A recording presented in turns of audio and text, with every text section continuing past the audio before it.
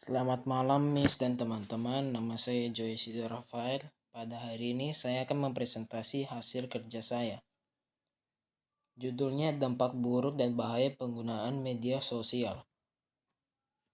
Yang pertama, spam. Spamming adalah penggunaan sistem pesan untuk mengirim beberapa pesan yang tidak diminta sejumlah besar penerima untuk iklan komersial, dakwah komersial, tujuan terlarang, atau hanya berulang kali mengirimkan pesan yang sama ke pengguna yang sama.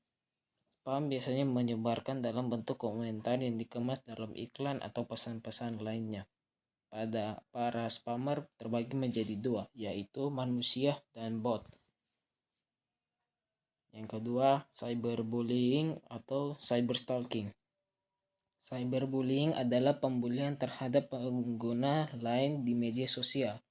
Faktor-faktor yang mempengaruhi cyberbullying pada faktor individu diantaranya pengalaman kekerasan, persepsi gender, usia, dan kontrol psikologis dan penggunaan zat adiktif. Yang ketiga, memanipulasi jati diri. Memanipulasi jati diri adalah pameran terhadap platform media sosial tentang kehidupan yang mewah dan bahagia. Contoh pamerannya adalah foto-foto liburan, belanja, dan makanan yang dilakukan agar mendapat kekaguman dan pujian, meskipun sebagian orang hidupnya biasa saja, bahkan orang yang tidak mampu juga memamerkannya. Yang keempat, informasi yang berlebihan. Kelebihan informasi adalah di mana seseorang memiliki begitu banyak informasi sehingga menyebabkan informasi yang dimiliki tersebut tidak lagi efektif untuk digunakan sebagai penunjang kebutuhan. Kelebihan informasi dapat menyebabkan konsekuensi disfungsional seperti stres dan mengalih pengguna dari aktivitas penting lainnya dalam kehidupan sehari-hari. Yang kelima, berita palsu atau hoax. Hoax merupakan penyebaran berita palsu di halaman web tertentu. Para pelaku memposting hoax di media sosial agar memancing para pengguna dan ikut menyebarkan di media sosial. Kasus berita hoax membuat kekacauan di tengah masyarakat. Yang keenam, privasi atau security. Privasi media sosial mengharuskan pengguna memberikan berbagai data pribadi. Hal ini memudahkan para hacker untuk menguasai akun pengguna yang berdampak negatif seperti bocor data pribadi. Yang ketujuh, penipuan.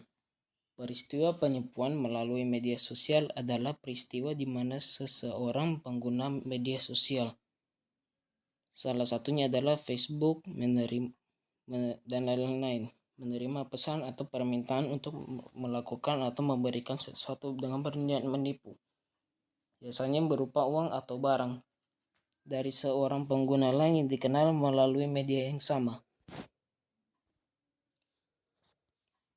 Pubbing adalah istilah menggambarkan tindakan yang mengabaikan lingkungan dengan memfokuskan diri pada sosmed. Pengguna lebih tertarik pada media sosial daripada berinteraksi dengan sesama di dunia nyata. Yang kesembilan, kecanduan dan gangguan kesehatan. Kecanduan media sosial menyebabkan pengguna sulit untuk diajak berinteraksi, selalu fokus kepada gadgetnya dan gampang emosian. Pengguna yang kecanduan lebih banyak menghabiskan waktu lebih banyak untuk bermain media sosial daripada interaksi dengan dunia nyata. Yang ke-10, ujaran kebencian.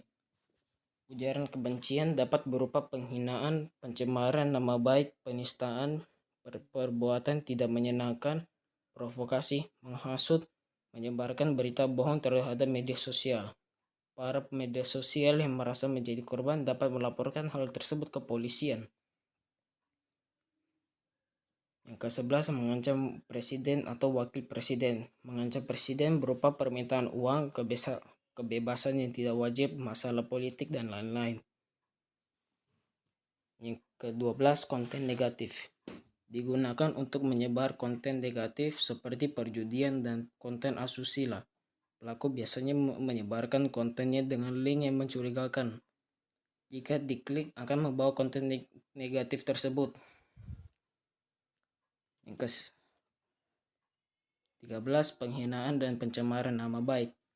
Dilakukan secara tidak sengaja maupun sengaja. Dilakukan untuk menghina nama baik pengguna lain di sosmed. Yang ke-14, pemerasan dan pengancaman. Dilakukan untuk mengancam atau memaksa orang pada penggunaan lain di sosmed untuk dilakukan sesuai permintaan. Contohnya adalah uang atau harta lainnya. Warga maupun pemerintah dapat menjadi korban pengancaman. Sekilas hasil presentasi saya, terima kasih.